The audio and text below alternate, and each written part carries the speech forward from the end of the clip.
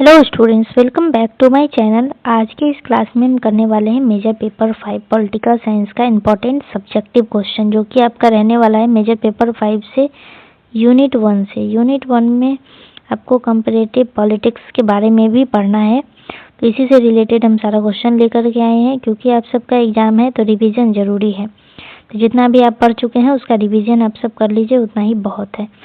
तो पहला आपसे सवाल पूछा गया है, कंपैरेटिव पॉलिटिक्स क्या है। तो कंपैरेटिव पॉलिटिक्स को हिंदी में बोलते हैं तुलनात्मक राजनीति। तो आपसे पूछा गया है पहला सवाल कि तुलनात्मक राजनीति क्या है। तो तुलनात्मक राजनीति विज्ञान की वह शाखा है जिसमें हम दुनिया की अलग अलग देशों की राजनीतिक व्यवस्था या फिर सरकार या फिर संविधान या राजनीतिक पार्टी और नागरिक के व्यवहार की आपसी तुलना करते हैं। एक मिनट। तो आपसी तुलना करते हैं। इस तुलना से हमें यह समझने में मदद मिलता है कि कौन सा देश कैसे चल रहा है, किस व्यवस्था में क्या समस्या है, या फिर देश किस से क्या सीख मिल सकती है, कौन से देश से हमें क्या सीख मिल सकती है। तो ये आपका मतलब है तुलनात्मक राजनीति का। तो आप में को इसमें इतना लिखना है। अब अगला सवाल है आपका, तुलनात्मक राजनीति की शुरुआत कैसे हुई, यानी कंपैरेटिव पॉलिटिक्स की शुरुआत कैसे हुई। तो कंपैरेटिव पॉलिटिक्स की शुरुआत प्राचीन यूनानी दार्शनिक अरस्तु से मानी जाती है। उन्होंने 158 देशों के संविधान का अध्ययन करके राजनीतिक व्यवस्था की तुलना की। ये जो आपके अरिस्टोटल हैं, ये क्या किए कि 158 देशों का संविधान को ये अध्ययन करते हैं। अध्ययन करने के बाद इनकी राजनीतिक व्यवस्था की तुलना करते हैं आपस में। तो 20वीं सदी में यह विषय और आधुनिक हुआ जब राजनीतिक अध्ययन में डेटा सर्वे व्यवहार को महत्व दिया जाने लग गया था। तब ये क्या हुआ कि बहुत ही ज़्यादा आधुनिक हो गया था 20वीं सदी में। अब आपका तीसरा सवाल है, तो दूसरा सवाल का उतना ही आंसर आपको लिखना था। ये आपका तीसरा क्वेश्चन है।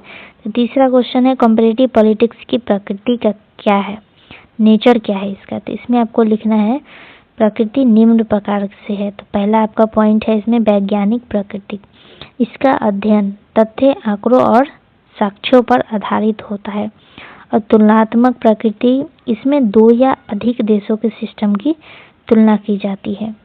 और तीसरा पॉइंट है आपका विश्लेषणात्मक प्रकृति। यहाँ सिर्फ जानकारी नहीं दी जाती बल्कि कारण और परिणाम भी समझाया जाता है इसमें। तो ये आपका 2 और ये 3, 1, 2 और 3 आपका नेचर था, इसमें प्रकृति था 3 तरह का जो आपको लिखना था। अब ये 2 और है। तो चौथा है आपका बहुविषयक प्रकृति। इसमें समाजशास्त्र, अर्थशास्त्र, इतिहास, मनोविज्ञान जैसे विषयों का भी उपयोग किया जाता है। तो व्यवहारिक प्रकृति में आपको लिखना है, यह सिद्धांत पर नहीं बल्कि वास्तविक स्थितियों और व्यवहारिक जानकारी पर आधारित होता है। तो ये आपको 5 जो नेचर है आपका प्रकृति का, कंपैरेटिव पॉलिटिक्स की प्रकृति के बारे में लिखना था। तो ये 5 पॉइंट आपको लिखना है इसमें। अब अगला सवाल है आपका, कंपैरेटिव पॉलिटिक्स का क्षेत्र क्या है।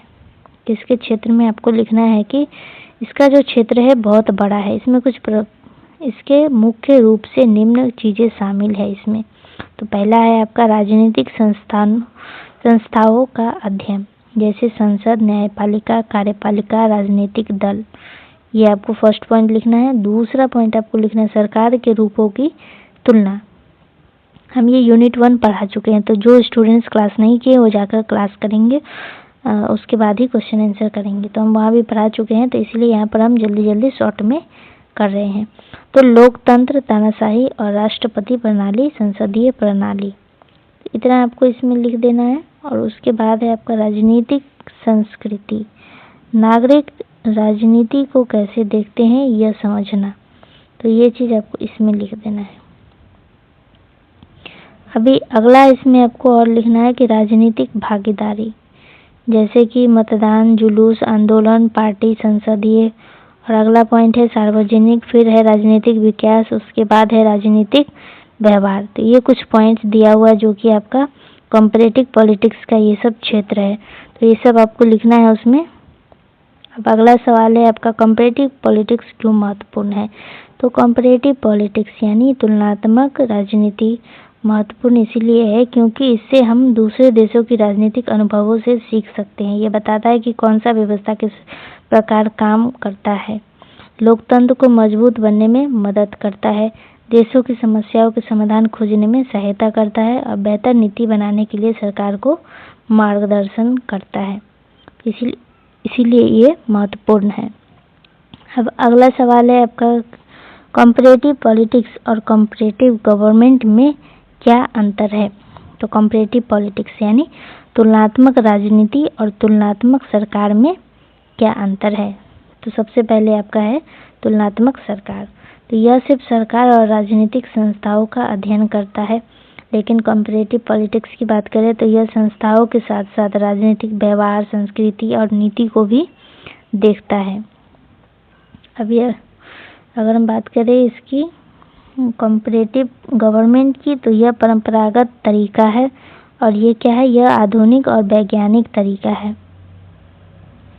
ये है वर्णनात्मक होता है, लेकिन ये विश्लेषणात्मक और तथ्यात्मक होता है।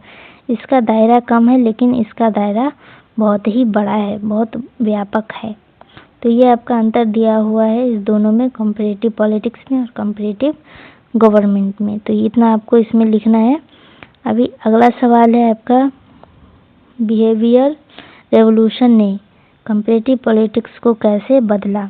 तो बिहेवियर रेवोल्यूशन ने कॉम्परेटिव पॉलिटिक्स को पूरी तरह बदल दिया था। इससे डेटा, सर्वे, सांख्यिकी, राजनीतिक व्यवहार, मतदाताओं की सोच को महत्व दिया जाने लग गया था। अब राजनीतिक सिर्फ संस्थाओं का वर्णन नहीं रह गया है, बल्कि वैज्ञानिक अध्ययन बन चुका है।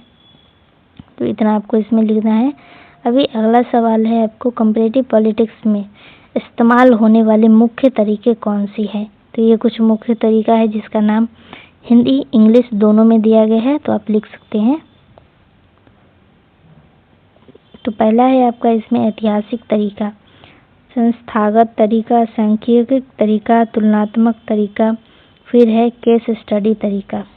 तो इन तरीकों की मदद से देश की राजनीतिक व्यवस्था प्रणाली की गहराई से और वैज्ञानिक रूप से अध्ययन किया जाता है। इन तरीकों की वजह से ही क्या होता है कि देश की राजनीतिक व्यवस्था को और प्रणालियों को गहराई से और वैज्ञानिक रूप से इसका अध्ययन किया जाता है इन तरीकों की वजह से।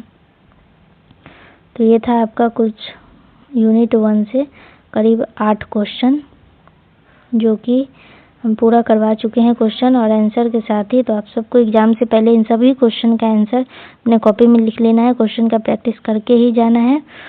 तो आज की क्लास में कुछ क्वेश्चन था, अब अगले क्लास में कुछ क्वेश्चन हम और करवाएंगे। तो आज का क्लास कैसा लगा है कमेंट में ज़रूर बताना है। आप सभी के लिए क्लास में अंत तक बने रहने के लिए आप सभी का बहुत बहुत धन्यवाद। अपने दोस्तों के साथ शेयर करें। कोई भी दिक्कत हो तो कमेंट में ज़रूर बताएं। तो चलिए मिलते हैं अगले क्लास में अगले टॉपिक के साथ।